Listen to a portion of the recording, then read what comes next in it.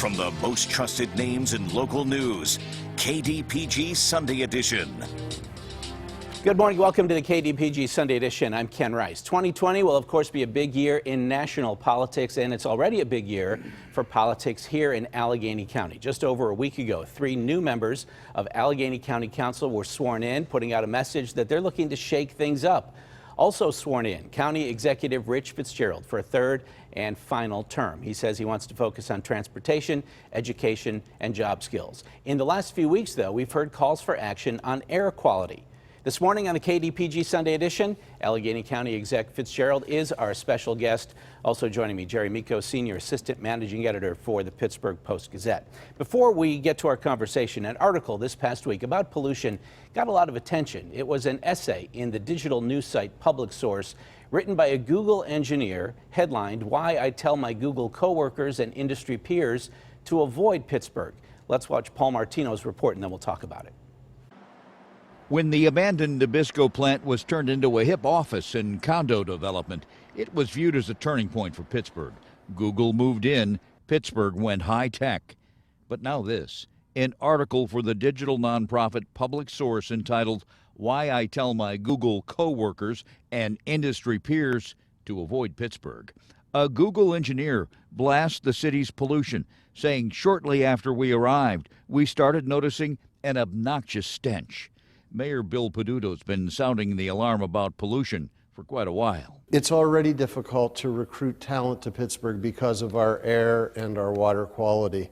If we continue to add more poisons into the air and we don't work to solve the problem of lead in our water, it will become impossible to attract new talent. Google engineer Dennis Town lives blocks from the Google offices in East Liberty. He endures what he says are smells so bad we couldn't sleep. He says it's industrial air pollution, the thing we used to have in the 1960s. It's a stench that burns the lungs and turns the stomach. I simply cannot justify staying here. The EPA says much of our pollution comes from U.S. Steel's Clairton Coke Works. Mayor Peduto says we have to clean up our air and water, and he's come under criticism for speaking out against the new cracker plant in Beaver County. And as we look at our economic development strategy for southwestern Pennsylvania, it has to be based around clean air and clean water. If we can't provide that to our people, we're not going to have people who want to come here to work. Paul Martino reporting. Let's talk about this now with Allegheny County Executive Rich Fitzgerald. You have heard from Google management since this essay was published? That is correct. They called to disavow that statement that one employee said. They called to apologize. They love Pittsburgh. They're attracting people to Pittsburgh. They're planning on adding many more employees to Pittsburgh. And we were a big part of the Nabisco transformation in putting some infrastructure resources for Google. Talk about industrial pollution. I think it's really important because I think we're at the end of a decade, starting a new decade. It's good to look back over the last 10 years. So over the last 10 years, we have seen sulfur dioxide, the rotten egg smell that people have, it's been reduced by 88% in Allegheny County. Our fine particulate matter has been reduced by 50% in Allegheny County. And hazardous pollutants, hazardous as defined by the EPA, have been reduced by 80% in Allegheny County. That's great progress with industrial pollution they've continued to make. There's more work to be done. That's acknowledge that. And we know that U.S. Steel, for example, among one, is going to be investing over $200 million alone in pollution control equipment in Clairton, $1 billion in pollution control equipment in Braddock. So while we've made great strides, we still have a lot of work to do, but it's a great place to live. You can hear all those statistics, and they do sound impressive. But then we have an occasion like we had over Christmas, where we had a weather event, an inversion, right, and it was foggy, it was smoggy, and in places there was a stench. Yes. Your health department is taking action because of that. Yes. What are you doing? Well, that's exactly right, because we've had these inversions that occurred twice last year. I think we only had 4 in the previous dozen years. So with climate change, we're going to see more of this. And what an inversion does, it just traps all of the air. Think about running your car in your living room, right, with all the windows closed. It traps the exhaust. So the million cars that we have here in Allegheny County, in addition to the 500,000 or 600,000 buildings, homes and buildings that emit through their furnaces, through their water heaters, et cetera. All the individual pollutants that go out were trapped. They weren't able to dissipate. So what the health department is looking to do is almost like when we have ozone action days in the summer. We talk about don't top off your gas tank, don't run your lawnmower, don't, try not to drive if you can. So when these days occur, we may have to cut back even more, and we may have to ask individual citizens not to drive their car, to use public transit, et cetera, et cetera. But that's not on the table now. As I understand, you're just looking at perhaps increasing fines. When you ask on these inversion days, you're going to ask major polluters to reduce their emissions further. Yes. During that period. We're taking a look at all of that. We're actually looking at maybe hiring a meteorologist who could predict this so that we might know a few days ahead of time, okay, next Tuesday, we've got to make some changes. Just like when the weather people do now in July and August and say there's going to be an ozone action day on Wednesday and do those type of things. So these weather changes and these climate changes are things we have to deal with. And I think that the fact that the health department, which by the way is only an agent of the EPA. They can't enforce any of these things unless the federal government and the DEP allow them to do that. Jerry? You mentioned all the things that are issues. You mentioned the pollution. You say that companies like US Steel are going to put hundreds of millions of dollars into this. Is this over a set period of time, or is this going to happen right away? I'm just curious as to how that's all laid out, because people do complain on some days, not all days, about the air quality in the city. So what is it for them? I mean, what have they told you?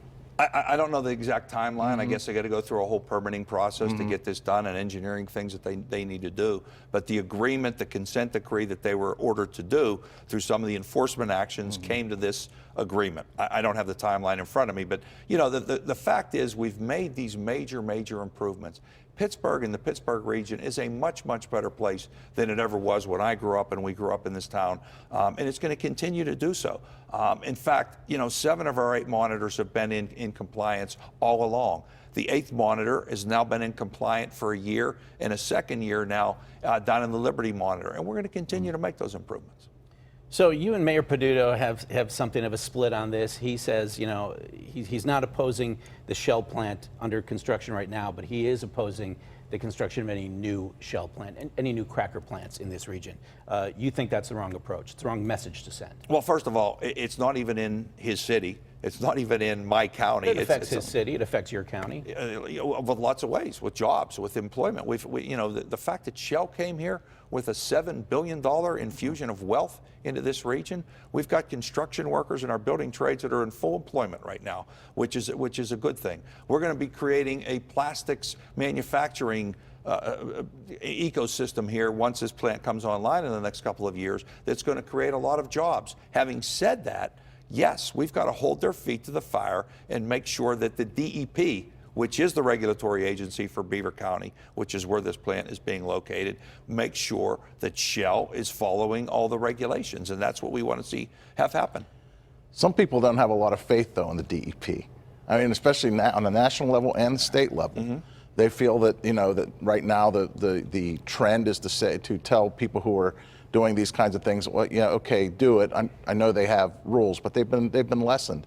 Is there any concern about that, or is there any discussion between local politicians and the DEP to say, hey, we got to take care of our people too? Jobs are great, but so is the quality of life. Absolutely, and that's absolutely something that we have those discussions all the time with our state officials. I mean, I meet with the state delegation on a regular basis, state senators, state representatives, as well as our federal officials, and they're on top of that. I'm proud of the fact that people like Senator Costa and Congressman Doyle have been very strong when it comes to environmental regulations at the state and the federal, among others. So yeah, we're going to continue to push. But you and people, this region has seen you and the mayor as being really in lockstep, political allies and allies in overall viewpoint. This is a definite split because you seem to be pleased and encouraging of further industrial development, and the mayor says no, it's time to look at sustainable energy. And it's time to give people the promise of new industries that are industries of the future, not extraction type industries. Well, actually, I am that for we know sustainable about energy here. because in Allegheny County, we buy 35% of our energy, the energy we use, from renewables. And we're probably going to move above 60 or 70% in the near future. So we are moving in that direction. I'm a big believer in sustainables. I'm a big believer that we've got to deal with climate change as it is. I'm a big believer in that we shouldn't have single-use plastics, and we need to move away from that. But also knowing that this is an industry that's going to happen, and I think if we regulate it and we're in charge of it and we create the jobs, we're moving this region forward. You know, for the first time in 5 decades, our census is going to come out showing that we're finally growing again. After all these years of our young people moving away, for the first time, parents know that when their kids grow up, they're not going to leave Allegheny County and the Pittsburgh region, that they have opportunities to stay here. We've got to do it right. I'm for Google, I'm for Apple, I'm for all of these jobs that come here, not just industrial jobs, the robotics jobs, the tech jobs. I've worked very hard to make sure that that will occur, that Lawrenceville and East Liberty and all these areas that we call the innovation zone are going to continue to grow, and we are growing young people. And quickly, before we wrap on this subject, you said Google called and apologized to you personally, but this essay, people think it did, it may have done some damage to our economic development prospects. Is Google going to do more than just apologize to you in a phone call? I can't speak for them exactly, but they are looking at what they can do, because this is a great place for them to do business. And they're disavowing this employee who wrote this essay? Yes. All right, we will take a break and come back with more with Allegheny County Executive Rich Fitzgerald when the KDPG Sunday Edition continues in a moment.